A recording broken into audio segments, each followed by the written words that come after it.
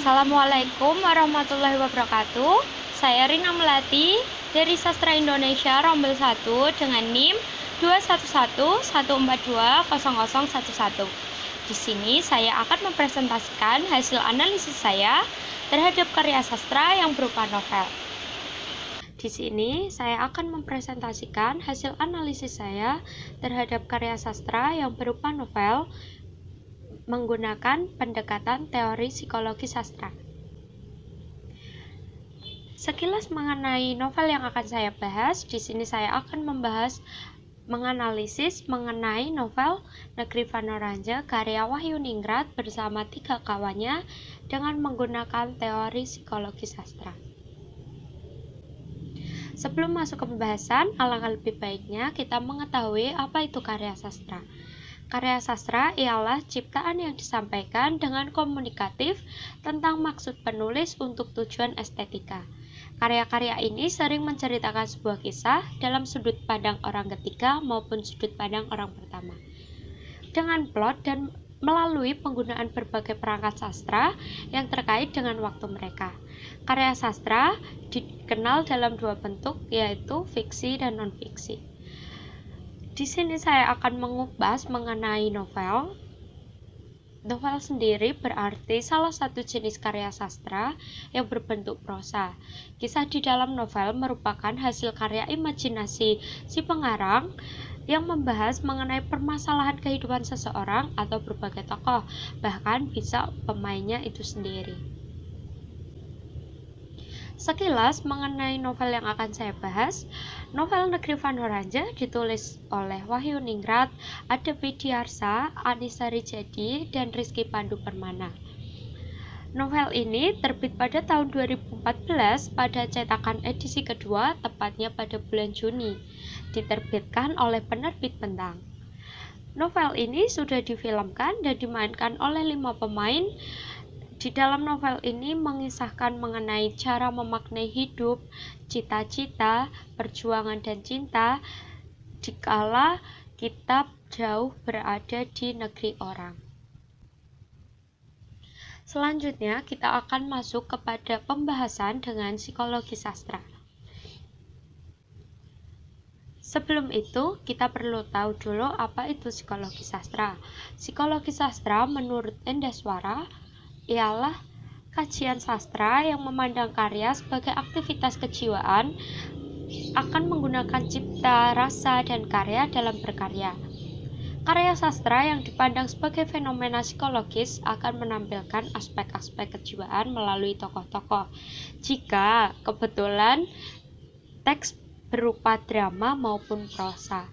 Berbeda menurut Semi, pendekatan psikologis ialah pendekatan yang bertolak dari asumsi bahwa karya sastra selalu saja membahas tentang peristiwa kehidupan manusia untuk melihat dan mengenal manusia lebih dalam dan lebih jauh diperlukan psikologis.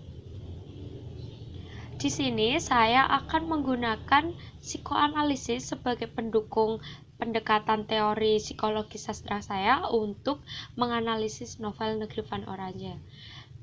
Di samping itu, kita harus mengetahui dulu apa itu teori psikoanalisis. Teori psikoanalisis berhubungan dengan fungsi dan perkembangan mental manusia. Psikoanalisis yang diciptakan oleh Freud terbagi atas beberapa bagian. Yang pertama ialah struktur kepribadian, aspek dinamika kepribadian, dan perkembangan kepribadian. Di dalam teori psikoanalisis, struktur kepribadian yang dikemukakan oleh Sigmund Freud disebutkan bahwa kejiwaan manusia terdiri atas 3 komponen dasar, yaitu id, ego, dan superego. Jadi, id, ego, dan superego merupakan teori dasar kejiwaan untuk membahas struktur kepribadian menggunakan teori psikoanalisis. Tentang id, ego, dan superego, id merupakan sumber segala energi psikis sehingga komponen utama dalam kepribadian. Id adalah satu-satunya komponen kepribadian yang hadir sejak lahir. Aspek kepribadiannya sadar dan termasuk dalam perilaku naluriah dan primitif. Berbeda dengan ego ialah komponen kepribadian yang bertanggung jawab untuk menangani dengan realitas. Ego ialah perkembangan dari id dan memastikan bahwa dorongan dari id dapat dinyatakan dalam cara yang dapat diterima pada dunia nyata. Superego ialah gambaran kesadaran akan nilai-nilai dan moral manusia atau moral masyarakat yang ditanamkan oleh adat istiadat, agama, orang tua, serta lingkungan. Pada dasarnya, superego ialah hati nurani, sehingga superego dapat dikatakan sebagai sebuah penilaian akan benar dan salahnya perbuatan, berdasarkan kaidah-kaidah nilai serta moral yang berkembang di lingkungan masyarakat. Superego biasanya menjadi kontrol baik untuk menangani id dan ego. Di novel Negeri Van Oranje dimainkan oleh 5 pemain di dalam filmnya, ditulis oleh 4 penulis di dalam novelnya. Menurut psikologis, novel Negeri Van Oranje mengisahkan tentang 5 sahabat yang bertemu dan persahabatan dimulai ketika mereka berada di negeri kincir angin, Belanda. Di negeri kincir angin tersebut, mereka menempuh pendidikan yang jauh dari negeri asalnya. Tetapi di sini saya tidak akan membahas kelimanya, tetapi saya akan membahas 2 diantaranya ialah Lintang. Lintang di dalam filmnya dimainkan oleh Tajana Safira yang berperan sebagai Lintang. Analisis psikolog tokoh Lintang. Sekilas mengenai Lintang, di dalam novel ini Lintang berperan sebagai satu-satunya sahabat perempuan.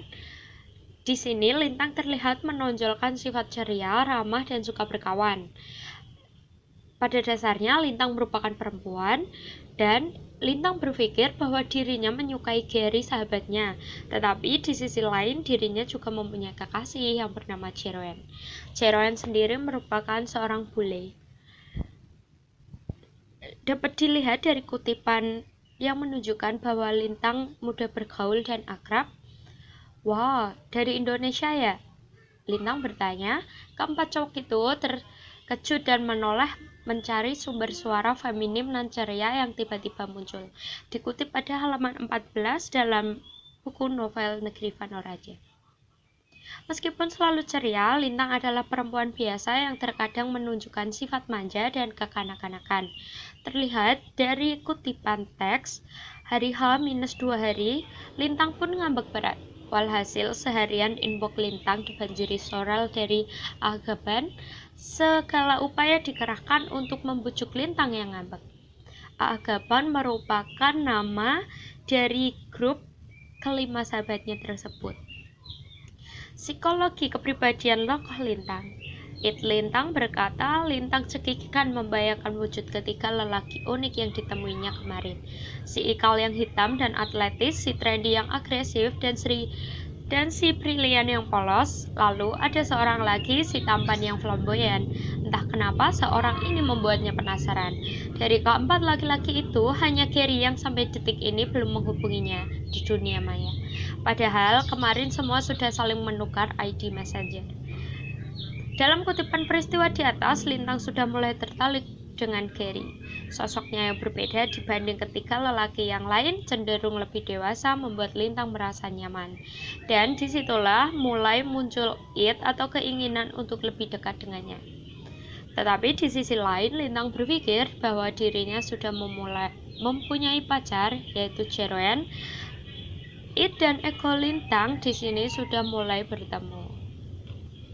Ego Lintang, kan gue udah pernah bilang waktu itu kalau gue belum punya cewek. Lupa ya? Kapan emang lo pernah bilang? Tanya Lintang berbohong. Lintang sebenarnya tidak lupa, ia hanya ingin memastikan untuk kesekian kalinya bahwa Gary memang masih available. Entah kenapa sekeping informasi itu berharga sekali untuk Lintang. Id Lintang sudah tidak berguna dan ego Lintang sudah sangat tinggi di teks ini. Dikalahkan oleh super ego Lintang, tiba-tiba Lintang melihat sesosok lelaki bule hanya mengenakan handuk, masuk ke kamar, masuk ke dapur. Ia langsung memeluk Gary yang sedang berjongkok dan membisikkan sesuatu di telinganya.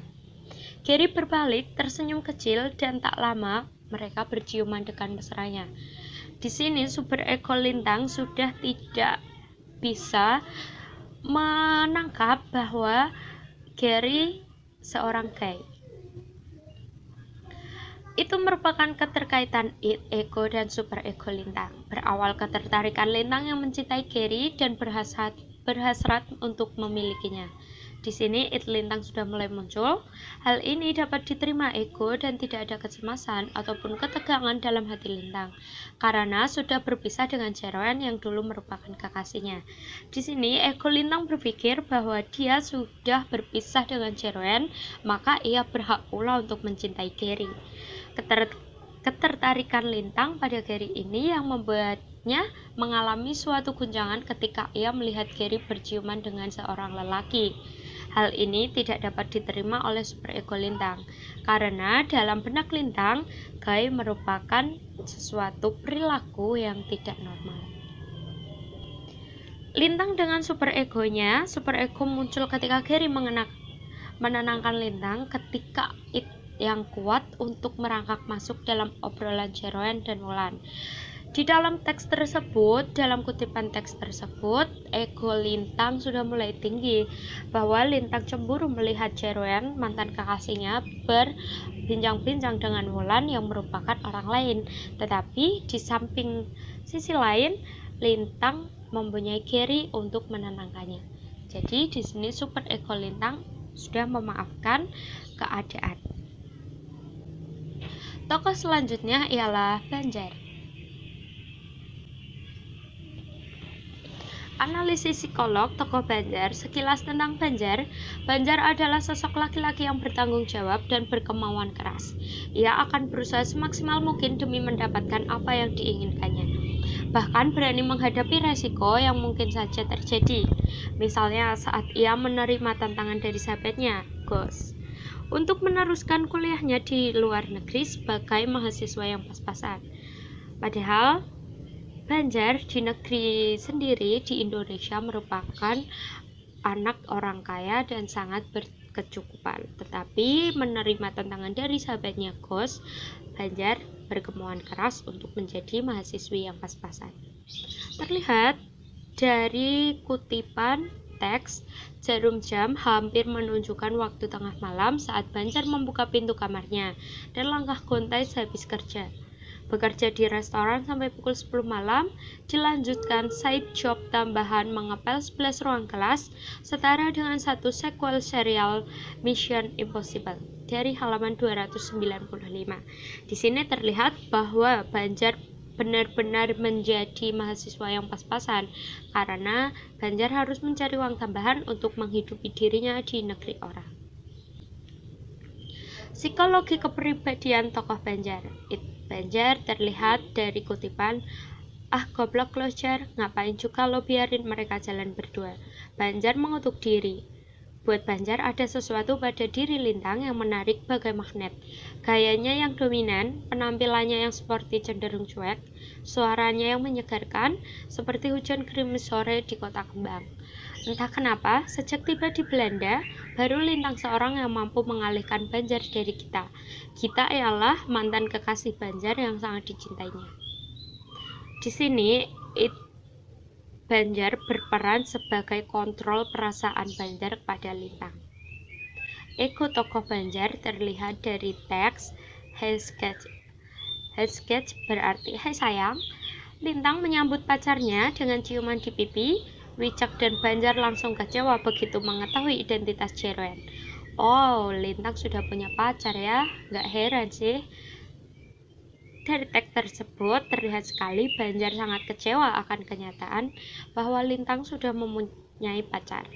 Hal ini juga menegaskan ego Banjar, di mana ego berperan sebagai penyaring dari dorongan-dorongan keinginan Banjar yang disesuaikan dengan realitas yang ada. Jadi di sini ego Banjar sadar bahwa Lintang sudah mempunyai pacar, yaitu Jeroen. Super ego tokoh Banjar mengatakan dengan realitas yang ada akhirnya terlihat super ego Banjar yang sudah tidak lagi memperhatikan sosok Lintang. Kemudian melanjutkan acara malam itu di luar apartemen Gary dengan menikmati kretek bersama dengan Daus, Wicak, serta Gary sahabatnya. Ia mengetahui bahwa Lintang telah dimiliki oleh orang lain, seorang bule pula. Karena sejak berangkat ke Belanda, Lintang memang berkeinginan untuk mempunyai pacar seorang bule.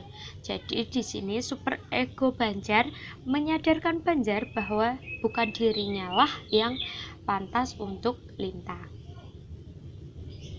Simpulan, analisis psikolog tokoh Lintang dan Banjar dengan psikologi sastra. Id, ego, dan super ego tokoh Lintang. Lintang yang merupakan satu-satunya tokoh utama perempuan dalam novel Negeri Van Oranje memunculkan gejala id ingin memiliki Gary. Hal itu karena Lintang merasa Gary memberikan perhatian khusus kepadanya. Selain itu, sikap-sikap manis Gary juga membuat Lintang jatuh hati, berbeda dengan Jeroen pacarnya yang sangat kaku. Dorongan id Lintang yang ingin memiliki Gary, padahal ia telah memiliki kekasih, memunculkan ego dalam dirinya. Ego adalah wujud realisasi dari id yang dimiliki Lintang. Akhirnya Lintang hanya bisa mengagumi Gary secara diam-diam. Desakan ego membuat Lintang berani menghampiri Gary ke apartemennya, yang berujung pada momen ia harus mengetahui kenyataan pahit.